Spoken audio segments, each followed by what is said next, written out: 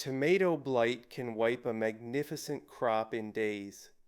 July, your tomatoes look perfect. Then a warm, wet spell rolls through and the leaves turn oily black. That is tomato blight. And once it takes hold, there is nothing you can spray at home to save the plant. So today is not about the cure, because there is not one. Today is about keeping potato blight out before it ever arrives. I am Michael. Prevention for Outdoor Tomatoes UK, not panic. Arrives. Let us understand the enemy.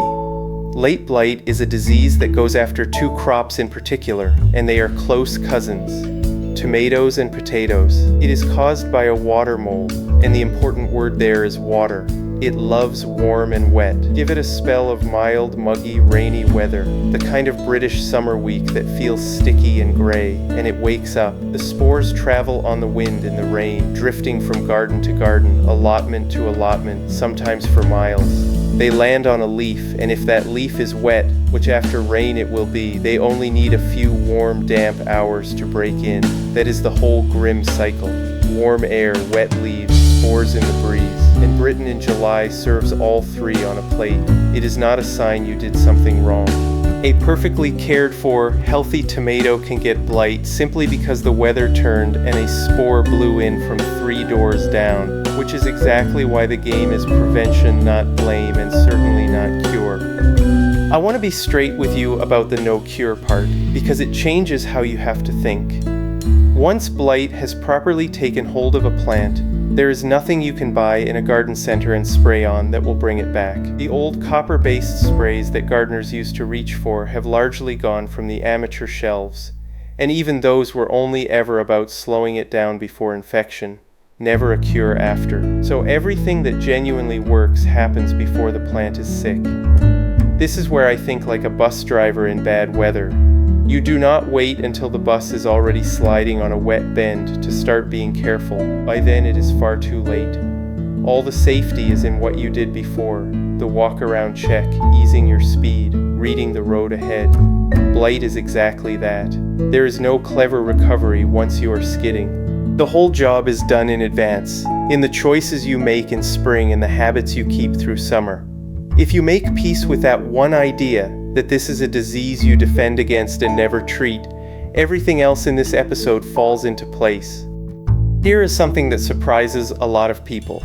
When it comes to blight, growing outdoors is more dangerous than growing under cover. That feels backwards, because we think of a greenhouse as warm and humid, a perfect fungus factory.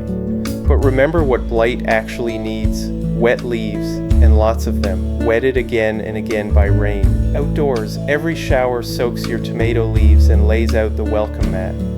A greenhouse or a polytunnel keeps the rain off the foliage entirely. If you water carefully at the base and never wet the leaves, the foliage under cover can stay dry even through the muggiest week. And dry leaves are leaves the spores struggle to infect. So a greenhouse lowers your risk, mainly by keeping rain off. It does not make you immune. Poor airflow and high humidity under glass can still cause trouble, so you must keep it ventilated. But if you have ever wondered why the allotment veterans grow their tomatoes under cover and their outdoor plants are the ones that die every August, that is your answer. It was never about warmth, it was always about the rain landing on the leaves. Even with prevention, you want to catch it the moment it appears, because acting fast protects the rest of your plot and your neighbors. So learn the early signs. It usually starts with dark, oily-looking brown or black patches on the leaves, often at the tips and edges, looking almost like a water stain or a bruise. Turn a leaf over on a damp morning and you may see a fine white fuzzy growth on the underside, around the edge of the patch. Then it moves to the stems, which develop dark sunken streaks, and on the fruit hard brown blotches that quickly turn to a foul, collapsing rot. On potatoes you may see it on the leaves first, since the tubers are hidden underground. I watched this happen to my own tomatoes one August, after a warm, wet week on the allotment. Oily spots one day, white fuzz on the undersides the next. I pruned the sick leaves off in a panic, hoping to stop it. It made no difference at all. I pruned the sick leaves off, and the blight simply kept the rest. Within the week, the whole row was gone. So let us kill the myth that costs people whole crops. The belief is this: blight is really a greenhouse problem, and if I catch it early, I can just spray it away. Both halves are wrong, and dangerously so. As we have seen, outdoors in the rain is the real danger, not the covered space where you can keep leaves dry. And there is no home cure once it takes hold. Only prevention. Believing you can spray it away is what stops people doing the one thing that actually matters, which is defending the plant before it ever gets sick and destroying it quickly if it does. The gardener who thinks a cure exists waits and hopes and hunts for the magic bottle, while the disease races through the plot and drifts over the fence. The gardener who accepts there is no cure acts differently.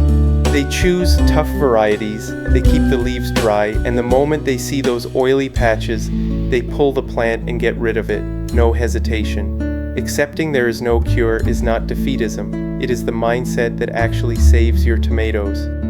So here is the plan. 5 points. Your walk-around check for blight. 1. Resistant varieties. This is the big one. Plant breeders have given us tomatoes and potatoes bred to resist blight, and starting with a tough variety is the single most powerful thing you can do. Look for them by name in the catalogs. 2. Crop early. Blight peaks in the warm, wet weather of mid to late summer, so the earlier you can get a crop in and harvested, the better your odds of beating it. Early potatoes lifted in July often dodge it entirely. 3. Spacing and airflow. Give plants room so leaves dry quickly after rain and the air moves through. Wet leaves that never dry are what blight wants. 4. Water the roots, not the leaves. Never water over the top of tomatoes and potatoes. Wet foliage is the doorway, so aim low at the base and keep the leaves as dry as you can.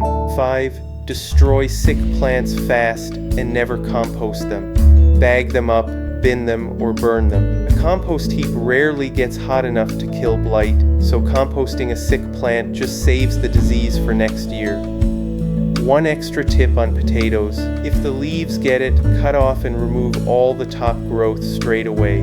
That can stop the spores washing down to the tubers, so you may still save the crop underground. Point 4 on that list, water the roots and never the leaves, is where a bit of kit genuinely helps, because the temptation on a busy morning is to just wave a hose over the whole lot and go, "This is the kit I run on my own tap, the Johgee 4-zone timer." A hub indoors talks by radio out to the tap, and I have the tomatoes on a zone that feeds a low soaker line at the base, so the water goes to the roots and the leaves stay dry. That shuts one of the doors blight uses. But I have to be honest with you here. More than in any other episode, this is 1 point out of 5. A timer will not choose a resistant variety for you. It will not keep the rain off, and it will not pull and bin a sick plant. It keeps the leaves dry. You do the other 4. If blight has broken your heart before, you are in the company of nearly every gardener in this country. It is such a fixture of the British growing year that watching for it becomes part of the rhythm, especially for the potato growers. Ask any allotment veteran about their potato calendar and it goes chitting in late winter, planting in spring, earthing up as they grow, and then all through summer watching for blight. It is simply on the list every year, like checking the weather before a long shift. There are even blight warning services that flag the warm, humid spells when the risk spikes, so growers know when to be on high alert. That is the mindset to borrow. Not fear, just routine vigilance. You expect it might come, you have done everything to keep it out, and you are watching so that if it does appear, you act the same day. That is not being beaten by blight. That is being ready for it.